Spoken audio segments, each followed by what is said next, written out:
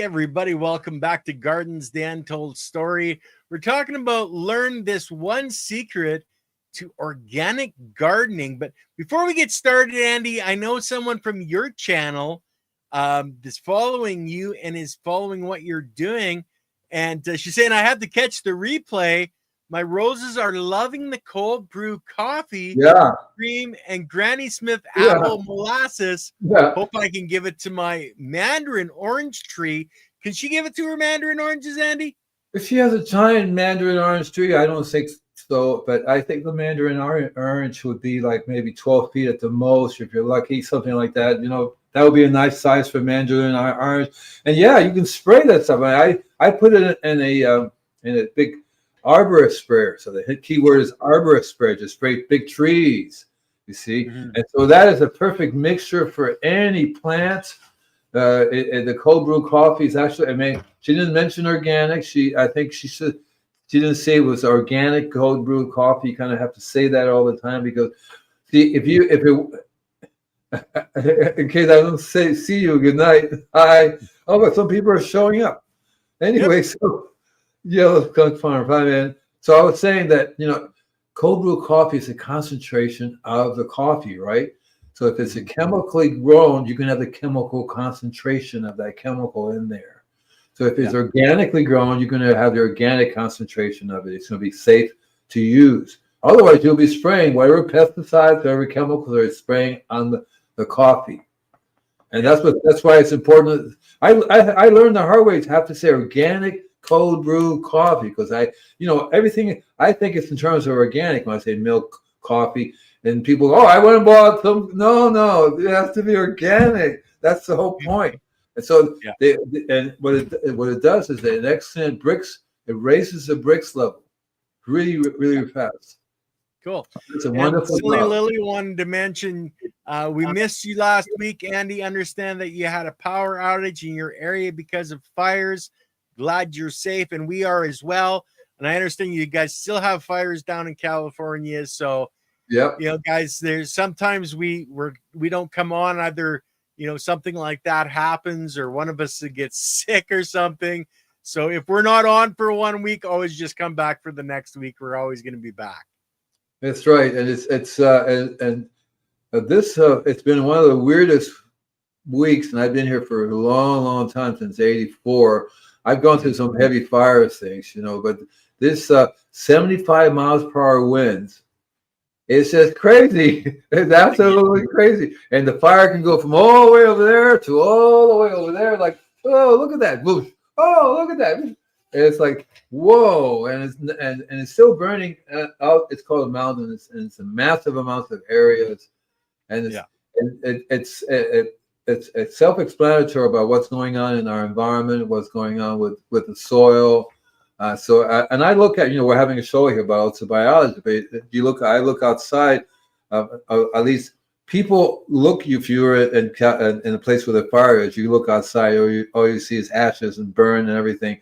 And even there's biology, all kinds of biology, Mother Nature. Well, we talked about wood smoke and wood vinegar. That's what you're getting from that ash and that smoke. Your trees are actually going to do better because of that. The only thing about the whole thing is that and let's see if I say it right. The stuff that gets burned down in all these houses are the most toxic things on the planet. Okay, there's you can't really do a better job of getting toxins in the garage and then burn the damn thing down, because you're going to find it's just, so that's not normal. Okay, that is just not normal. It's when you have a fire, you have to say, okay, I have to have my asbestos suit on. I have this little radiation Geiger counter. It says, if you get to this level, it's too late. And I'm looking at it and go, I don't think I want to go at that level, because it's too late. It's so bad. But normally, if a tree burns down or a forest burns down, there's nothing toxic about it. It all comes back in such an amazing way, right? With the carbon, the charcoal, and everything like that. But we're so weird when it comes to what even the junk we burn is toxic, right? Yeah. right? That's like, holy cow. So we should go on spitting stuff out that's toxic. And here I am trying to give you a secret to an organic gardening, which is kind of mind blowing. Or maybe the secret would be, what's an organic gardening secret? Did I say that? Well, that's what the title of our show is: learn the one secret to organic gardening. So, No, he said Happy organic. wants us to get on track here. He says organic gardening. Did you see that? Oh yeah, well, that's ghetto hippie. He has a really good sense of humor. Lily has to go behave every once in a while, but we love him anyway.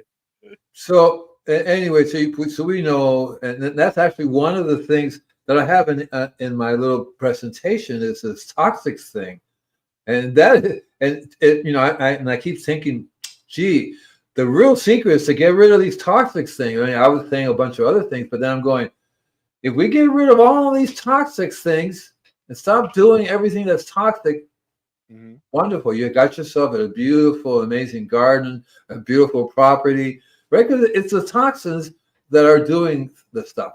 Strong winds certainly make fires worse. We have wildfires here last year. Scary. 75 miles per hour winds are awful. But that is it. That's it basically in a nutshell. And I can still do this because I'm going to go ahead and click on it. Can you show there? I'll bring it up, Andy. Okay, there we go. I think it's working. Oh, maybe it's working. No, there you go. So I wrote down about the secret it makes it to having organic gardening property, and of course I was talking to you about the toxins, and the soil biology and toxins do not go along really well. We talk a lot about soil biology. Of course, it's all about the biology, and biology by its very nature, because microbes, earthworms, fungi, organisms, these things do not like toxins. That's For some reason it kills them. That's just the whole thing about it. That's actually the whole secret, because part of the secret that I like to express to people that I've learned is the trace minerals. So we have biology and we have trace minerals. So this part of the secret is having a combination of these things, because you need the biology and you need the trace minerals. You can have the trace minerals by itself and no biology is no good. You can have the biology and no trace minerals is no good. See, so that should be understood. I don't think it should be it's a secret really, because you look at it, you go, well, you got to have these things, otherwise you don't have anything, right? Because you need to have the building blocks and the people that use the building blocks to build the house. Exactly right. And then that's where we talk when you mentioned the third part, and the third part is the house, and that's the other secret to having an organic garden, is to have a place for the biology to live and work in. And pretty soon, this thing, I have it on automatic because I couldn't figure out how to. Normally, you have a click on button where you can go to the next slide.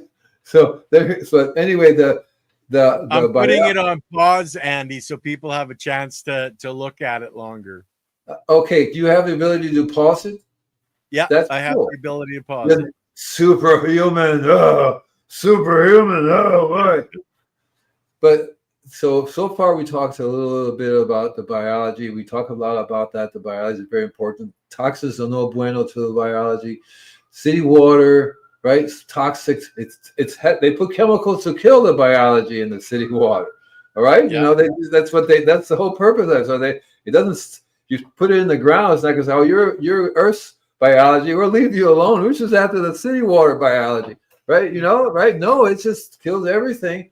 And there are all kinds of toxins we put into the soil from chemical pest control companies. Number one problem, right? They come and inject into your soil this chemical that's going to kill the ant, which the ant, by the way, is part of your soil biology. So if it kills the ants, it's going to kill every other soil biology in there, worms, to microbes, you name it, right? It's not going to say, okay, I'm just going to take out you guys over there.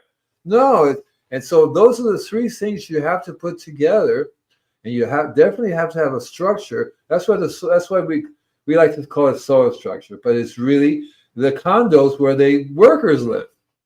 Yeah, that's basically saying in a very simple way. And the whole reason why we use compost is to improve the soil biology, bring the soil biology from the compost into the soil, and that's the main thing that compost in my opinion, does, right? And that's why I always talk about when you make compost, you actually put it on hold. I can tell it's not moving. Yeah, I got it on pause. Yeah. Well, Yeah. Andy, we're putting compost on for the biology, but also to supply, habitat or the houses and building blocks. Because in compost, when that material is being broken down and used by the biology, it's the building blocks that's necessary to build more biology.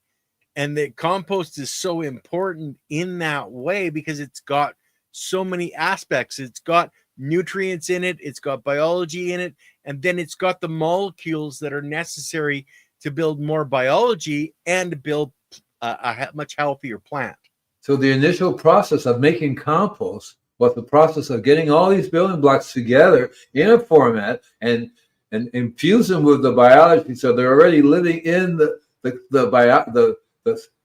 soil structure of the compost, right? The foundation. And then when we make it, we encourage it to work. So the biology is in there doing its thing. It's already doing it. It has the structure, it has everything there. And then we taking it and transferring it to the soil, so it can continue to expand and work with. That's the whole key to the compost. And that's why that's a fire engine. Okay, so there's still a fire going over there that way. Yeah. Yeah. So hopefully it doesn't get too close and cut your power out again. Well, they today the power was cut off 3 times already. You moved it. I let it move. And then, the secret. I'm going to stop the secret. No, you can bring the secret up. Okay, I'll let him see it. I like doing it. Isn't this fun? It's a great way to do a presentation. And so there really isn't any secret, but because the secret is obvious, right? And so you want to really focus on the biology, the living system, right? That's what it takes. But biology by itself needs minerals. It needs the tools to work with, physical structures. You want to put it all together. That's what it's all about. It's like a society of little beings doing stuff, and you really want to have this living organism that's functioning in your soul. That's the secret. Think of it as a group of individual beings who are doing this thing in the soil. That's their job, rather than as a non-living thing that you don't have to do anything to. I mean, when I first started doing this, my moment was when I read this organic gardening magazine, "The Soil is Alive." I'm going, most people go, yeah, right. Okay, it's just dirt down there. What are you talking about? It's alive. I'm going, and I'm going, well, because I've always believed, like as a gardener, when I started gardening, I would put something in the ground, right, and the seed or whatever it would grow. So to me, it was a process of something in the ground.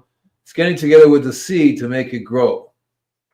Something's in the ground that's telling the seed, you can do your thing here, and here we'll feed you, we'll do this for you, we'll do all this stuff. Because the seed is not gonna, the seed doesn't have, it has within it the ability to go out and get stuff, but it has to have the roots, and that's why the roots say, "Hey, soil, what's happening?" And there you go, and the soil starts giving them the materials, the trace minerals, everything they need. Normally, this is the way it is in nature.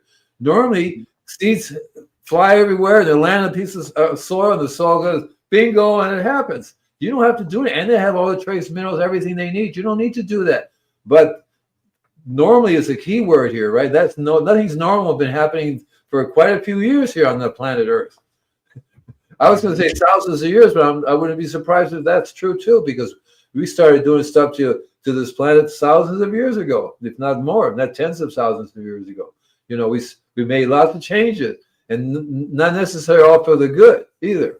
Well, as soon as we started working up the soil and breaking up the aggregation, we started damaging the structure of the soil and killing biology. And that's a major problem. That's why I tell people, when you're first starting out, sure, till your soil, get it fluffy, mixing your compost. But after that, if you're going to plant into your rows, just, cut a slice in it, just like a razor cut. It heals really quickly. And in the soil, if you do that razor cut, spread it out, put your plant in and bring it back together, it's very quickly for the soil and the biology to reconnect in the system, where if it's worked up and all that aggregation is gone, all the housing, all the apartment buildings are broken up and scattered, it takes a long time for the biology to rebuild all of that before it can really start working with your plant. So in terms of when I first heard about the no-till method, right? Mm-hmm. I'm going, well, okay, so the idea is sound in that Mother Nature doesn't really tilt. She doesn't do that much for tilting. She's just layers. She's a layer person. She's like layering things on top, layer after layer after layer after layer, and everything's just, and all the different parts of the world, they do different kinds of layers, and it's just layering technique. Yeah. So, but because of what we have done to the way Mother Nature normally works, that we don't let it layer. So if there's nothing layering, what's there will harden up, and you don't really have soil anymore. You have usually there's some soil on top of it. It's called substrates. The subsoil. It's a sublayer where the soil is supposed to be on top, and there's nothing there on top. Just this bottom layer, which is like that. And if that's what we're going to move into, then yeah, we have to break up that bottom layer and allow more organic matter to go in there and let it rebuild that from it. So normally you would bring lots of soil to try to make up for that layer that you didn't have before and blend in what's there. Because if you just sitting on top of this hard, it's called a hard pan. Hard pan, right? And nothing will happen for thousands of years. You can put compost on top of it, earthworms, whatever. But when it gets down to that hard thing, it's going to take a long time for anything to get down in there. So we want to speed up the process. That's the reason why we do it. But normally Mother Nature would take that back, or maybe not. She'll turn it into a big mountain with rocks, right? You know what I mean? But if we want soil, there's certain conditions have to happen in order for the soil to, oh, there you go. Hi, Michelle. Just 2 weeks. I'm learning. Yeah. Well, remember, guys, weeds are medicinal plants for the soil. That's right. I was just talking to one of my customers who said, my boss says, whenever he sees a weed, pull it up. He says, what do you think? And I said, well, weeds are medicinal plants to the soil. I didn't remember it. That's what I came up with. I said, you need to tell him that. And she said, weeds are beneficial, and they actually help to aerate the soil. And it's better to have a weed growing, right, than nothing, and the water runs off, everything's super dry there. I'm taking care of this place. I was just there today. These people planted stuff right in this clay soil, which is really hard pan. They literally cut out a piece, a hole, and planted right in it. Weeds are smoked. Oh my God. That's a different kind of weed, ghetto hippie. Come on, calm down now. And that's even true of the local weeds. I mean, the Mary Jane weeds, because it technically is a weed and it pulls up minerals. It's very rich in iron, and lots of other things. It depends on what part of the world is growing in. That's kind of interesting too. You know, because every country is in, it would be pulling up stuff that you find in the soil there. It pulls it up. What was that dynamic accumulator plant. It's an accumulator plant. Exactly right. Exactly. An accumulator plant it's one of the techniques I've read about, and I understand how it works, because if you know your soil is toxic, you plant these type of plants in, and then when you harvest, you collect them, and you're collecting all the toxins with the plants. Then you got to figure out, you give it the plants to your neighbor. What are you going to do with all these plants that are toxic? Mother-in-law. Yeah, the mother-in-law. Yeah. They didn't cover that part up too well. I didn't know what you would do with the toxic stuff, but it's and again, the whole thing that I try to explain to people, and there is and within this little show, there's a secret, right? Which is like, often I think, well, maybe I'll just keep the secret and I won't tell anybody about it, you know, and they won't succeed and they'll keep coming back. Andy, I don't know, what's not working, and I try. Maybe I could make some money that way or something. I don't know. Don't tell them. But the truth of it is, if you really looked at it, you'll see that it's very plain. A good gardener relies on making these things happen. So when I grow something in the soil, I can tell automatically if it's alive, if it's healthy, you know, if I can grow something in it. Like in my backyard right now, it's technically 90% some kind of really weird road construction sand. Yeah. Because in the backyard was a little road that went down the ways. There was a road right there. And then when I moved here, I tore up a whole section of what is it? It's artificial grass. Because so when they build the house and they decide to get rid of the road, they put an artificial grass back there. And because there's nothing there, when you dig down into it, you get this white construction sand. It's compacted now. Yeah, it's actually very good to do cuttings. You put plants with cuttings in it because it drains so fast. So what I've been doing is increasing the biology slowly but surely. I told you about it, that the soil was hydrophobic. Yeah. Right, hydrophobic. That's my little logo that Michelle and company had helped me do. Is that the last slide, Andy? Yes, sir. That was it. Just turn her off. I actually, what I could do is, what does it say? Leaf Studio? No, Leaf Studio. I think removed from studio. There you go. There you go. Oh, so and I'm in the process of taping it because it's really interesting that it's no biology. Well, you can't say there's no biology. It has a certain kind of biology, but it's not the biology that I really want for my garden. I mean, I can water it all I want to, and it's just totally dry. It does not soak up water. But I've learned that one of the things that helps it is suck up water is biology. If I increase the biology, because I've been buying compost and adding it to it, I've learned that it's amazing when I make my liquids, and I've been using it lately with the bamboo. Normally I use bamboo vinegar, but now I use wood vinegar. It's a local version of the bamboo vinegar, even though I believe the bamboo vinegar. So the history of the bamboo vinegar very, very simple. The Chinese have been growing bamboo for millions of years, right? Yeah, a long time. And when there was a fire, they realized that shortly afterwards, everything that's been burned by the bamboo is burnable charcoal. Everything grows 10 times bigger. And a lot of times you can literally, when the rain comes, it makes its own vinegar. They start collecting that water and using it. And there's a reason for that. It's been doing it for thousands and thousands of years. And they say this is it is a magical stuff. Now the wood vinegar could be. Oh yeah, that's nice. I like. But what was his name? Backyard Bananas. Oh, cute. Banana cute. Don't know. Backyard Bananas. Oh. QLD. Cute. Yeah.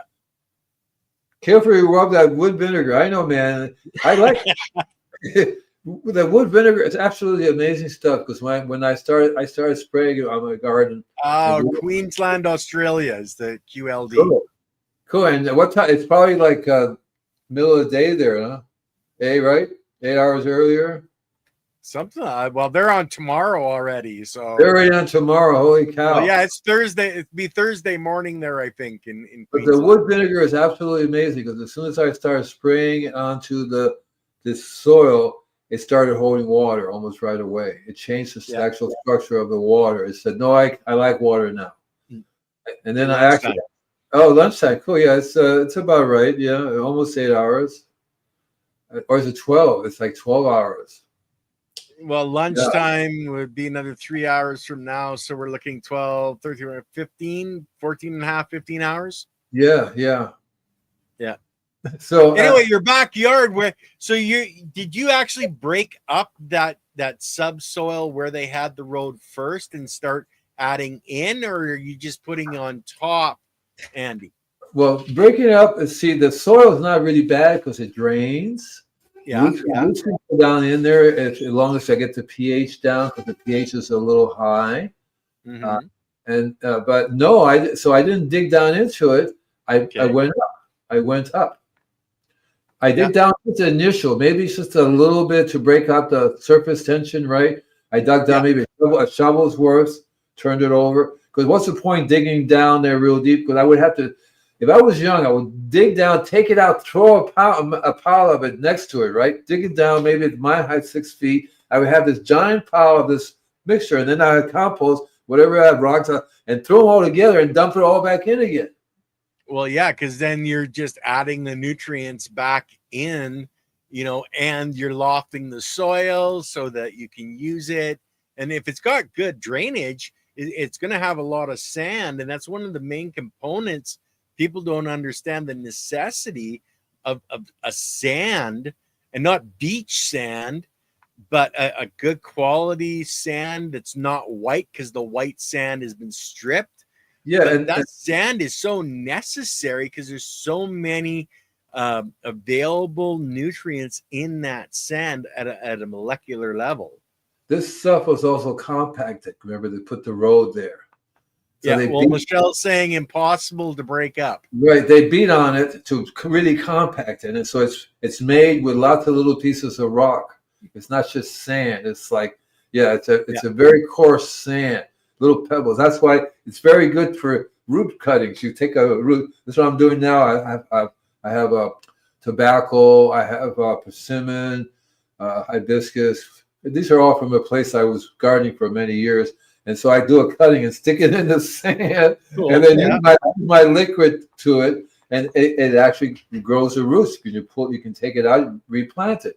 But so I tried to start digging into it, but it's really too hard to really dig into it. So that's, the old saying, if you can't go down, you go up. So I said, okay. And so I'm trying to go up. My idea was to make these raised beds, but I haven't been able to physically put the raised beds together. Normally I would build them together and then go up 3 feet, say 24 inches, and then 12 inches. Go down as far as you can, because if you can break up the soil, your roots will go deeper. One lettuce will go 12, the root of a lettuce will go 12 feet, 12 feet into the ground, one root of the lettuce. And so you want it to go down as deep as possible. But I think that in this case, I'm not going to, down the road, what will happen, if the longer I stay here, I tend to remodel. So I've already done a couple of remodeling. So down the road, it just depends on money, but you're not allowed to go into the countryside and get rocks anymore, which is kind of ridiculous, because you'll go and get the rocks put together. So I thought about maybe I go to the beach and get bamboo, put that together. I just got to figure out a way to build a raised bed, and then I'm going to go down, put the gopher wire in there, put new. So normally what I would do is either rocks and down there, put rocks as a wall because it makes a nice drainage. And what I've done before, we get wine bottles, put wine bottles down as the base and wine bottles as the wall. And you build up as you go, little wine bottles. You just lay them down, and you rotate with it, right? The top is, and they fit in, that way. You have right. You have two bottles. They both would fit, right? Something like that. So I did that for, and then the top, and the top layer. What I did was I left all the bottles sitting on top, so you can actually pour water into each one of those. And so what it does is that it makes for a nice raised bed. So, so down the road, anything can happen, because I like to change it. But to me, as I get older, it's very simple to do a raised bed right in the ground. Keep adding compost to it. Keep working with it. It's getting better and better and better. My biggest problem is gophers that seem to like everything I'm growing. They hate the bamboo vinegar. They say, "Oh my God, what is this?" And they run away. Literally, because I've been spraying the bamboo vinegar on everything. The gopher tano, spray it in there with the gopher tano. And if you haven't sprayed the wood, I keep saying bamboo, but the wood vinegar, it smells like charcoal. It smells like barbecue. You have that barbecue smell. Well, they don't like burnt wood, Andy. and they do not like that. So I use it on the. I don't use it on these creatures. I was going to say squirrels and other creatures. Basically, what I do is I spray it around the garden that I don't want them to be in. I feed the squirrels in another section of the garden. Nothing on this side has the wood vinegar, so they go, okay, we'll stay on that side, And so, okay, now Michelle and guys, in case you don't know, Michelle is a host on Andy's channel with him. Once in a while, they do a video together. But she's saying Andy has been able to grow herbs, flowers, and some veggies on this old road. That's right, and thank you, Michelle. And it's not that hard to do. But it's very difficult when you stick seeds in and seeds are going, I'm not coming up in this. No way. So I decided to plant what really wants to grow. And these are medicinal herbs. Oregano takes off like crazy. Basil wants to go nuts. And there's other things. The arugula doesn't want to stop growing. So I'm growing. I decided I just planted all these medicinal herbs.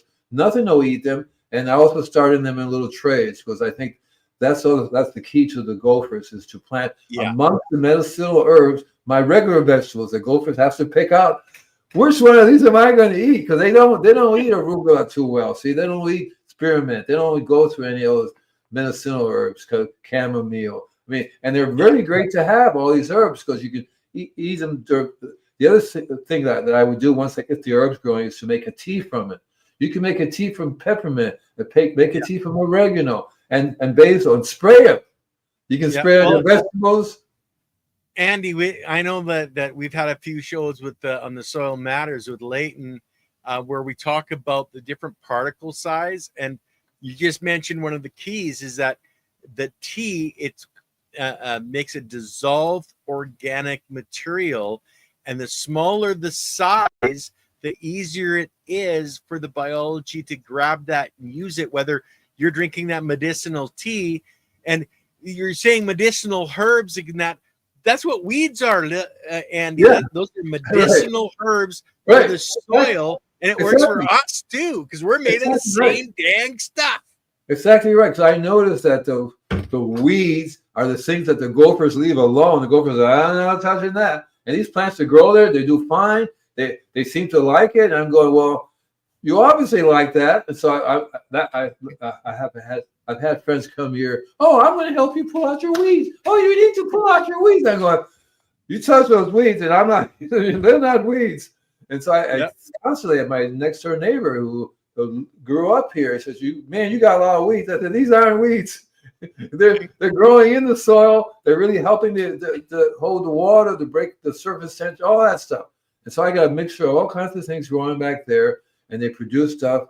And that's part of the secret too. Is in nature, Mother Nature does not just have one particular type of plant growing.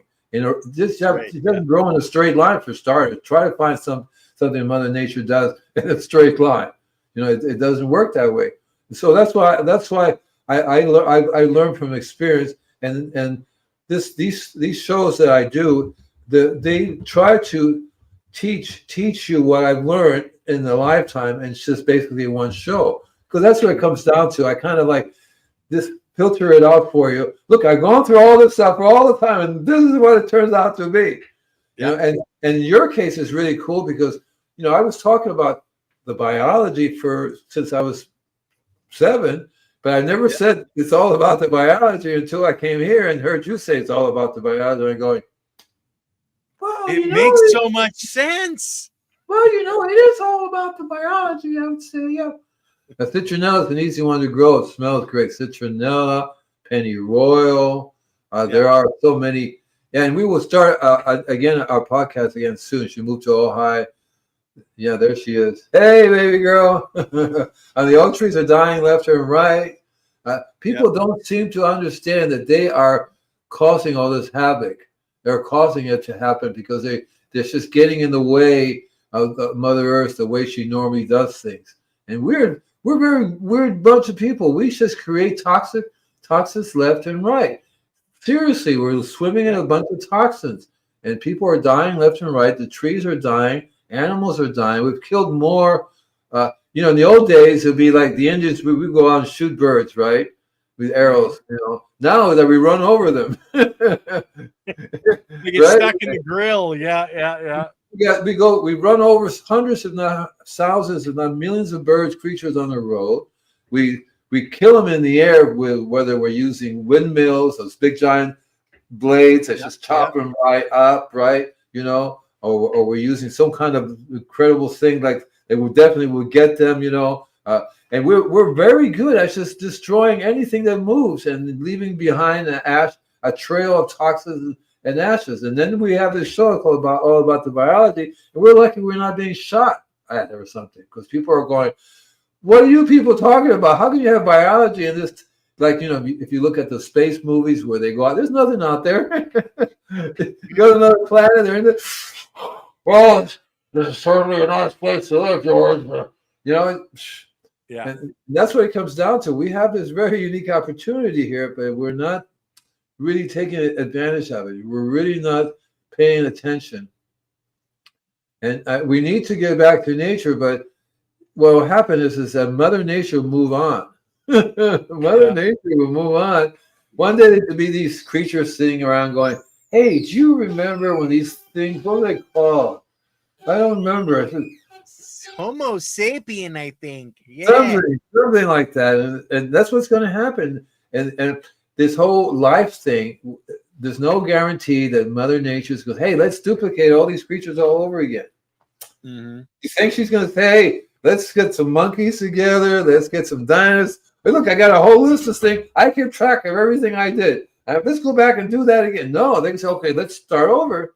And they build who knows what is going to end up coming from here.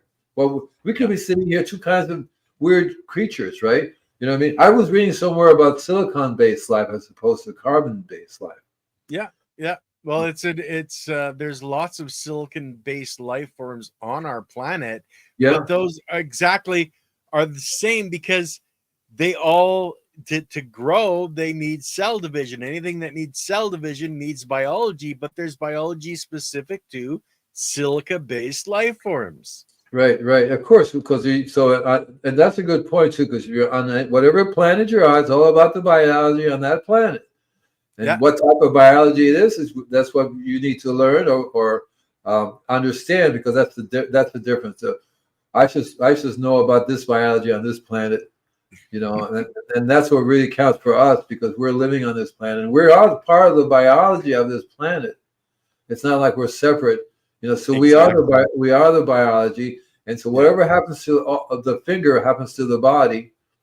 So, and that's the problem. See, so we're not even the finger. We're like a toe, one Yeah. of the toes, And So so David had a question for us, Andy. Um, I'm late decomposting granite in clay soil. I like using it for the landscaping. Is it okay in the garden? yes, decomposed granite is excellent to use. It's actually Mm-hmm. very interesting that you would say that because it's a very highly paramagnetic properties, Yeah. and it's used in Egypt, and it's used in sacred sites for many many reasons. And so it's a great transmitter of specific types of energies. You can think of it Mm-hmm. as they build the pyramid, they want to transmit certain types of energies. When they Yeah. build any kind of these statues and structures and instruments, they use this particular type of rock. And there's throughout the world, they're different, slightly different, but the essence is how they were made and how they are infused with paramagnetic energy. So if you was to crush it and use it in your garden, and you're enhancing the ability of your garden to be in tune with the cosmic energy, whatever it is you want to call it, right? Because A lot of people now are calling it the redox potential. That's the new terminology for it, and it's the positive and negative energy and how it flows. They're actually finding out there's the equipment now to really start delving into that. But mainly, Andy, people go, "Huh? That's all woohoo stuff. There's nothing to that." But now we're really, literally starting to find out scientifically that this stuff really does have an amazing effect on our plants. That's why we talk about energy, frequency, vibration. It all works together with the biology. I'm an old wizard, man. That's just an old wizard.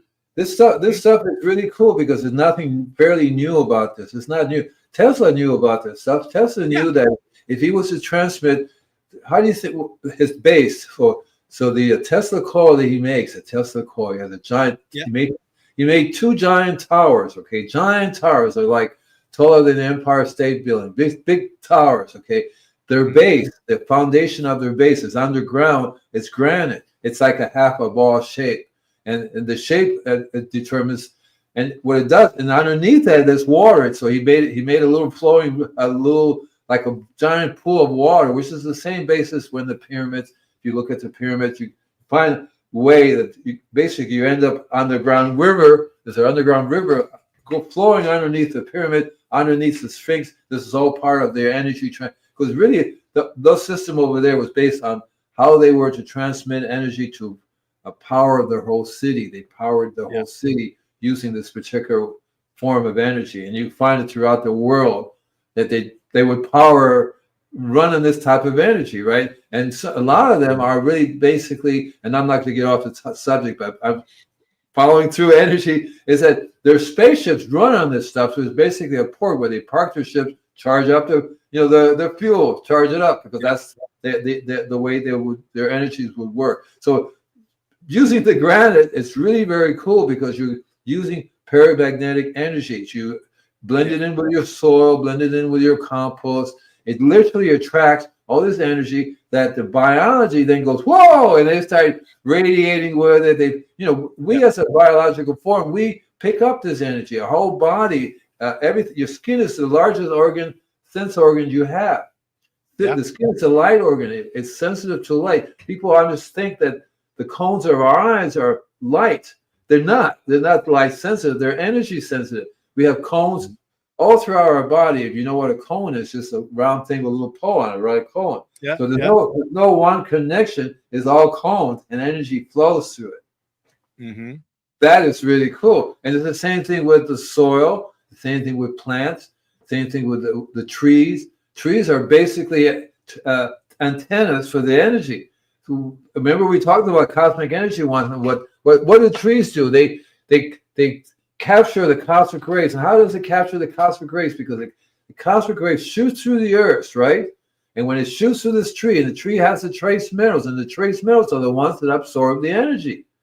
So you have all these trace minerals, 96 different trace minerals. That means there are 96 different energies, 96 different types of energy that we use. Okay? Gold is particular. And just to point out, we were talking about water and energy, and that's one of the things that Gerald Pollock, who wrote The Fourth Phase of Water, who's actually going to be on again, guys, in the new year with Leighton, but he talks about how they found that the energy being pulsed in the water that is forming this tube that's moving material back and forth through it, and there's an energy field that's created, and that's why they're calling it EZ water, because of this electrical force that he's been able to find and document.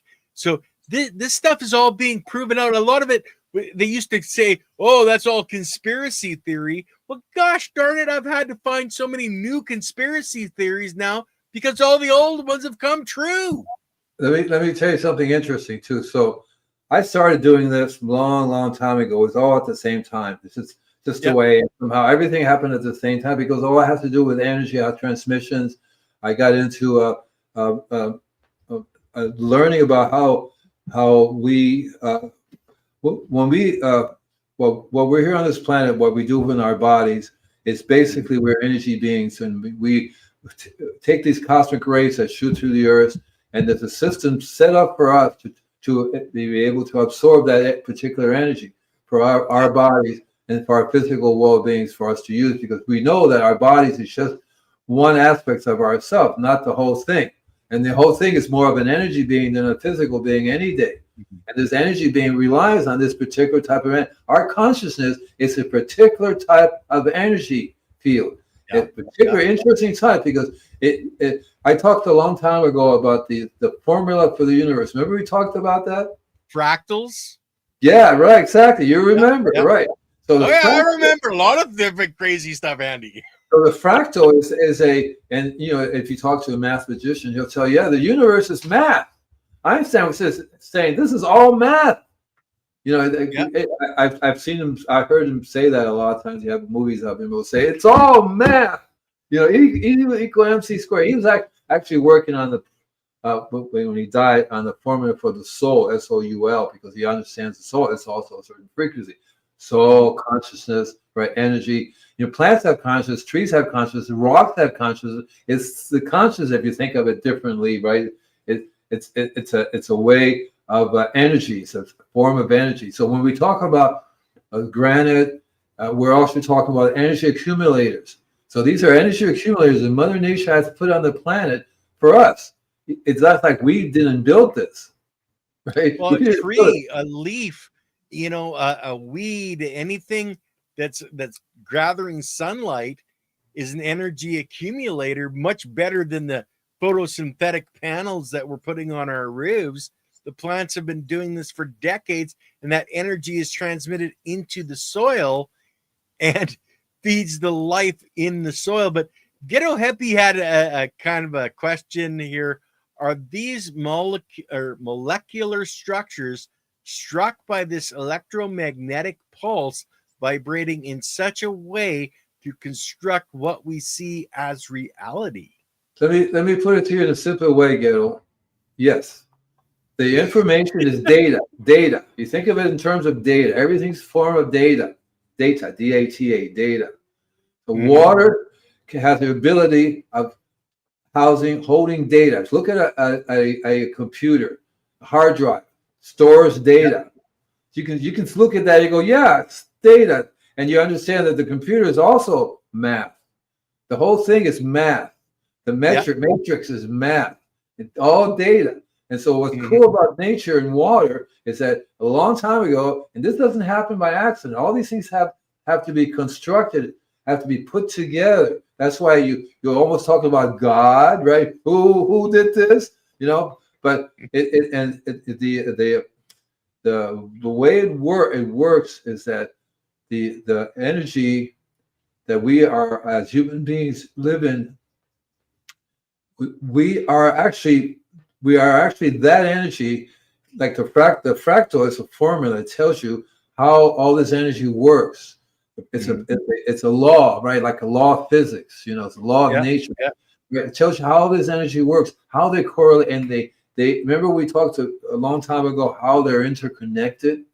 It's like giant wheels all intertwined together. They all do things together. So the frequencies are laid down in a certain way. So it's a mathematical. If you're a mathematical person, you will go, wow, that and this and this and that, because it follows a certain pattern. That's what the formula is all about. This guy wrote a formula down because he saw it. It's called Mandeville. He saw the thing. Being a mathematician, he came up with this formula that explains that.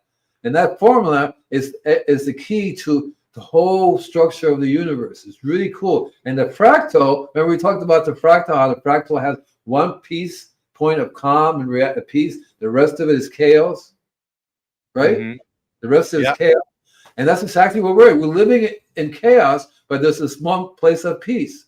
And that's where we're at right now. And I think that's what the earth is. Yeah. Well, and the thing is we see colors as colors, but it's actually a frequency and a vibration. But the Backyard Banana here, yes, it's all numbers, geometric patterns, and shapes of vibration. That's right. And the thing is, we see things like I'm looking at Andy here. Okay, Andy, I see as white hair, glasses, etc. But that's a representation of light that we're seeing, just like our LED or TVs are points of light showing in different colors that make up what you see right now on the screen. It's all refracted light. So if you think about that really deeply as refracted light, everything you see around you becomes your reality is refracted light, which is frequency and vibration. That's how our minds relate everything. That's why they say plants now have more senses than we do. If you walk into your garden in a yellow shirt, your plants know you're wearing a yellow shirt because it sees that frequency and that vibration. Not just plants, but insects, humans too. Yeah, we all have that capability. Some of us, let's just do it naturally. They don't have to be taught. You know, that's what plants are. Horses, trees, they all have a certain bees. Insects, all these insects have the capability of seeing sound and hearing color. That's part of their survival. Usually, certain colors mean certain types of food. So all that kind of stuff. But I wanted to have there's one more layer that I should mention is basically holograms, and that's what we someday I'll talk to you about holograms, because holograms are basically the reality that we live in now. This is a hologram. This whole structure that we live in is a hologram. You will learn how, and it's all related to frequency and energy, how they're intertwined with each other. And so, in terms of gardening, getting back to gardening, it's really interesting if you start learning that the system is there already. All you have to do is learn how to use it. When you start playing at certain notes, not only does the tree start buzzing and doing its thing, but the birds and the bees and the flower, all those things, they start vibrating at that same frequency. And it's amazing the way it works.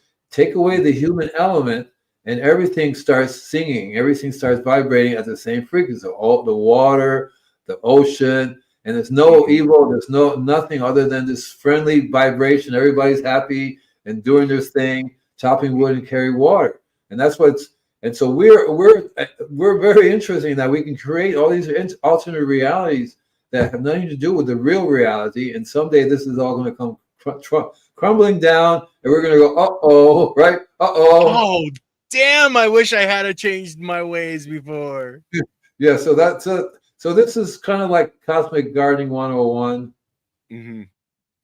See how and the energy that we put out is, and I'm going to be, I have to have a conversation with Layden on energy, frequency, and vibration and intention, because when you go into your garden and you're mad and you're angry and you're putting out that energy, your plants feel that. Where if you go into your garden with intention of love and hope, it's totally different. Now, Scotty, you got to send me an email, because I think you won Andy's book last week and you haven't reached out to me yet. At it's all about the biology at gmail.com if you want to get your copy of Andy's book. So we should probably do a giveaway. Andy, are you up for a giveaway today? I'm glad you brought that up. Everybody that won a book from me, I haven't sent it out yet. Oh, Andy, get off your butt, brother. I haven't sent it. I got the email, man. Look, what happened? I have no excuse except I got 38,000 email one day, and it blew my everything away, and I don't know what happened to the emails that you sent me, because I have to go look for them, and I go, oh gee, so I'll figure it out, because my email got sold. I got sold in the black market. I got 38,480 emails, and they all sold going to the same place. I'm going, no, where was that? So I'm learning how to do a search, but you have some different emails. I don't think you sent stuff to me in the same email. It's either under it's probably under it's all about the biology. So I didn't look for that. Yeah, I didn't look for that. I kept looking for Ken. There's lots of Kens. So do you want to do a giveaway, Andy? Sure. Just send it to me again. You have the list anyway. You can just send me a new list. Well, no, I'm saying another giveaway today. Yeah, no, I'm saying that do that one and include everybody else in it too. So I have an updated list, and I'll send it. Make sure you have your phone number, because Amazon will not send it to you if you don't have a phone number. That's a problem I'm having lately. I need a phone number that goes with it, with the address. So do it. Okay, well, I'll see what I can do on my end with getting everything back out, because I've sent everything to you, Andy, already. But yeah, I should have it. Hashtag compost. Okay, I'm gonna add share screen, entire screen, get the other screen. There we go. So guys, let's see, start collecting. So hashtag compost. Why didn't it come up? Okay, did I louse up here? Yeah, you did. Up. Yeah, because I thought I had it up, but there we go. There we go. Compost. Okay, Scotty, you've already won, brother. You can't win 2 books. So if Scotty wins, we're gonna redraw, because Scotty's already won a copy of the book. He didn't think we would remember. He didn't think. Yeah. Well, he was just saying that he's got to send out an email to get his copy, but oh yeah, that he's. Oh, laugh. Yeah. Oh, yeah. God's desire for me. Right on. So come on, guys. Let's get some more names into this. David, Rory, right on. We got 26 people watching on YouTube right now, guys. So we should have 26 people. Wow. Except for Silly Lily shouldn't be on there, but we'll give a couple of minutes. We'll draw right close to the end of the show. So you guys have a few minutes left, but get hashtag compost so you can get entered in. We'll give away Andy's book. And for the guys on Monday's show with Layden on the Soil Matters, we're having to suspend the contest for right now. Perky is the man that runs the back end of that for the computer chorus. And when Florida got hit with those storms, he lost his house, his car. He's basically lost everything. So it's going to be a while before he gets set back up and gets everything back running for putting his website back together. So you'll have to forgive us, guys. As soon as we get that, or he gets that back up, we'll let everybody know, and we'll start giving giveaways on Monday again. But other than that, Andy, so we started the secret, the one secret. So what is the one true secret of healthy plants? Not healthy bodies or healthy animals, but healthy plants. What's the one key secret that you want to give to people right now? I'm not going to tell you. Oh, I'm so heartbroken, Andy. I'm like, well, it's really very simple. The key is to provide two things: the biology and the trace minerals. Put them together. You said one. There's supposed to be one secret. It's one secret. Oh, no, you get two. No, that's one. The secret is you want the biology to marry with the minerals. You can't do the biology by itself or minerals by itself. The secret is to do both together. Because people think, and I've been told that biology is all you need. I go, okay, so fine, do that. Do it that way, and let's see what happens. Because the trace minerals we're trace mineral deficiency. We need to have more trace minerals brought back into the picture. And same thing with the biology. You need to bring them both. Normally, the biology takes care of the trace minerals, right? But that takes thousands of years to get the system in place. Well, the thing is, and that's why I was talking about sand earlier, because it's got the bulk of the trace minerals in the sand. But if you don't have the biology to mine the sand, or you keep breaking it all up and killing all the biology, it can't do its job. But yeah, when you're starting out, and especially, for new gardeners, it's much easier to start out with adding in all the trace minerals with the biology. Guys, if you go to build a house and you have all the laborers there, but you have no building materials, you ain't gonna get no house, guy. You get a lot of drunk laborers. They'll be happy, but you won't have a very strong house. Or maybe they'll use some cheap material. Yeah, 2x2s instead of 2x6s. And that's what will happen. And I got this from experience over and over and over again. Doesn't matter the disease that the tree has. Doesn't matter the pest that the tree has or the plant or whatever it is. Yeah. You try to get all the trace minerals you get your little hands on, because it's very hard to do. Mother Nature can only produce. There's only some that can be produced by Mother Nature, and that's the 5. There's 96, or there's 5 of them that only Mother Nature can put together for you, no matter what kind of chemist you are. So you get all the other trace minerals together. That's why I like C90, SEA90. It's got 90 trace minerals.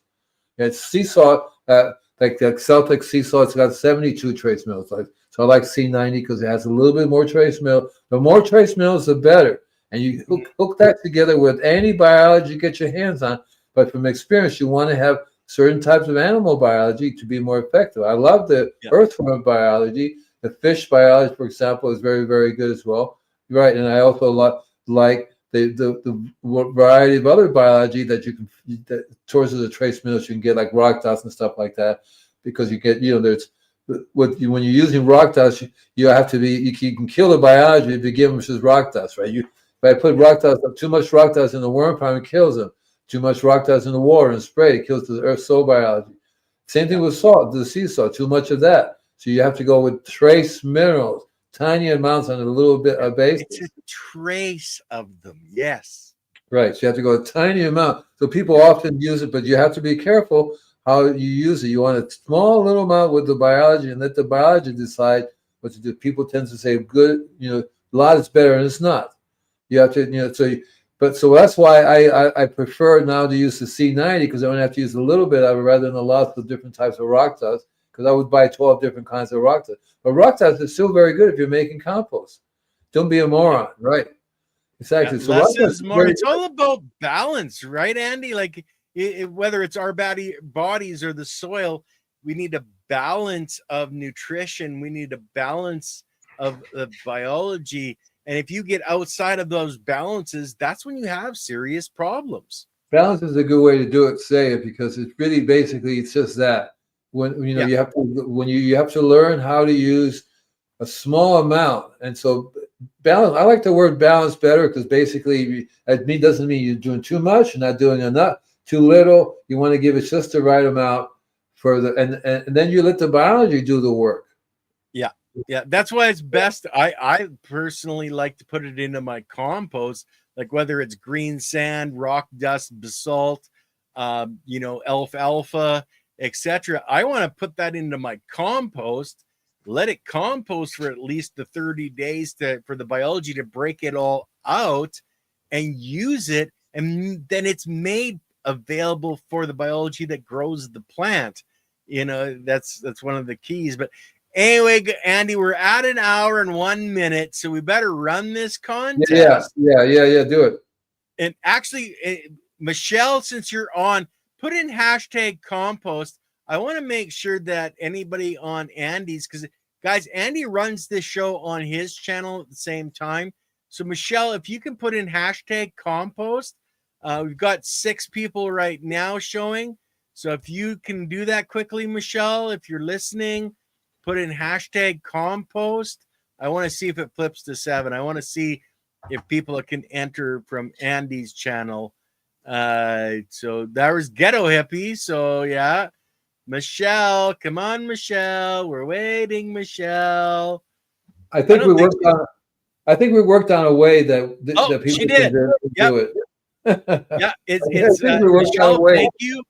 And now it says 7, so Michelle's got her entry in. So anybody that's on Andy's channel, you also can enter these contests and it will pick it up and it'll work. But we're going to run the draw now, I think. Here we go. Drum roll, slowing down. Here we go. Goddess Desire for Me. Oh, great. Mr. Styles Grow, you didn't get in on time. Sorry, man. You'll have to come next week to get in. So God's Desire for Me, young lady, if you can send me an email. Number 2. It's all about the biology, and the email's actually in the description on YouTube. It's all about the biology at gmail.com, and then I'll link you up with Andy. And remember, email and phone number in the email, and I'll send that to Andy. And eventually, Andy will get off his butt and send you guys all his book. So, guys, I think that's going to be pretty much it. Unless, Andy, you got anything else to say? Is it a full moon again? Is it a full moon? Look at the hair, man. It's the seaweed's making my hair grow. I'm getting darker. Well, if you start shooting basketball, we're really in trouble, okay? Oh, boy. See you guys later next week. Bye okay, now. Guys. And remember, on Monday, we've got Tim Hammond. You'll find out on Monday, but it's going to be a great show on Monday. More health and nutrition based than biology and soil based. But I think you guys are going to love it because our health is as much about the biology as our plants and animal health. So, guys, peace out. We will see you on Monday.